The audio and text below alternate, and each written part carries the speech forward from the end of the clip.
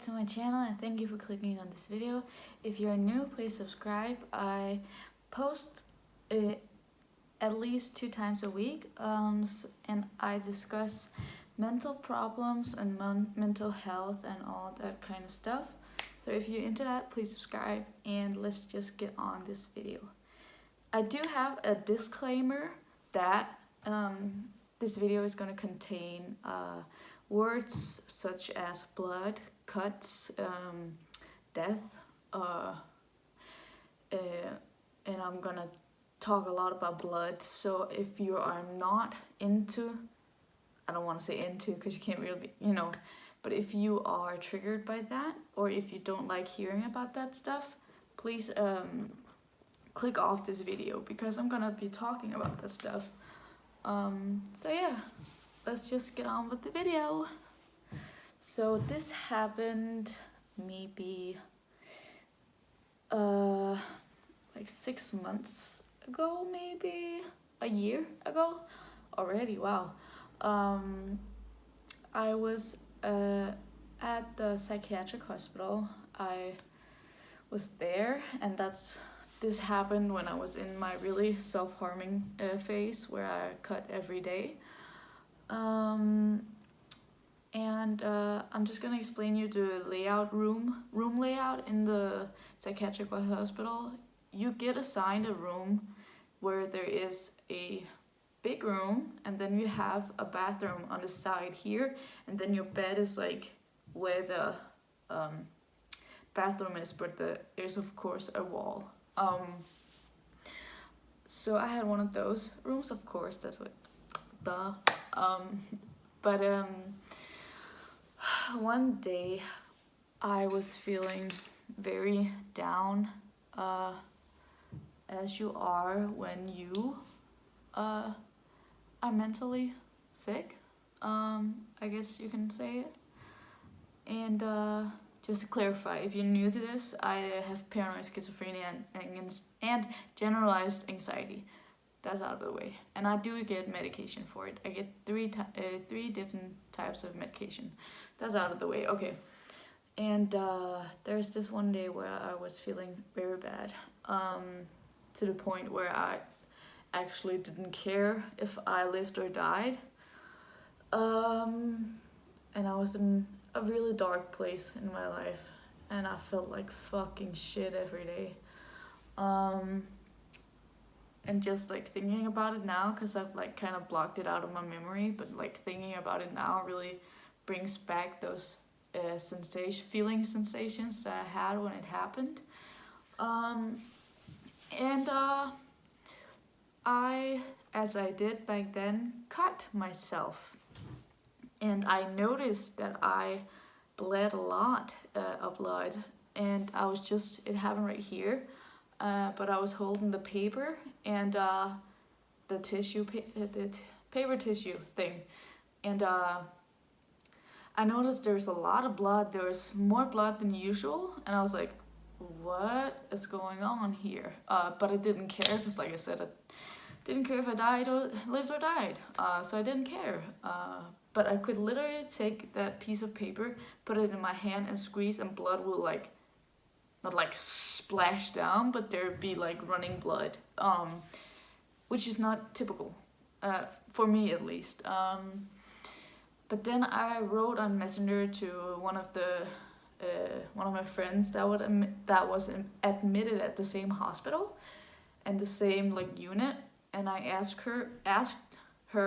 wrote her if she could bring in my contact person, because you get assigned a contact person. Like your primary contact person, and then you get like different kind of contact person throughout the day. And she was like, sure. And then my contact person came in, and that was my primary, and her and I have a really great relationship, so like I'm very safe when I feel safe when I'm with her. And she came in, and she was like, oh, you did that again, like not like in a condescending way, but like, she was sad because she, of course, like many others, wants people to succeed. When they don't, they get kind of sad, because they want to help, of course. But she came in, she looked at the blood, there was a lot of blood. I bled on the bed and I bled on the pillow and the duvet. And she was like, okay, let's go and get that washed up to clean the wounds and get some bandage on there. And we did. We used the bathroom, the bathroom in the room that I was in. And when I had my hand on this part right here, where it was, and I kept the tissue here. And then when I took off the tissue, suddenly a blood stream is streaming out from my arm. And what had happened was I hit an artery. If you don't know what an artery is, it's basically a kind of a blood vessel that pumps blood around, like any vessel.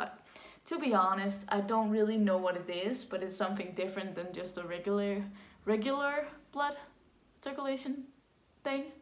Anyways, and what that does is when your heart beats, as your heart beats, the bloodstream follows. So when it says do do, it goes do do do do do do do do. With every heartbeat, blood comes out.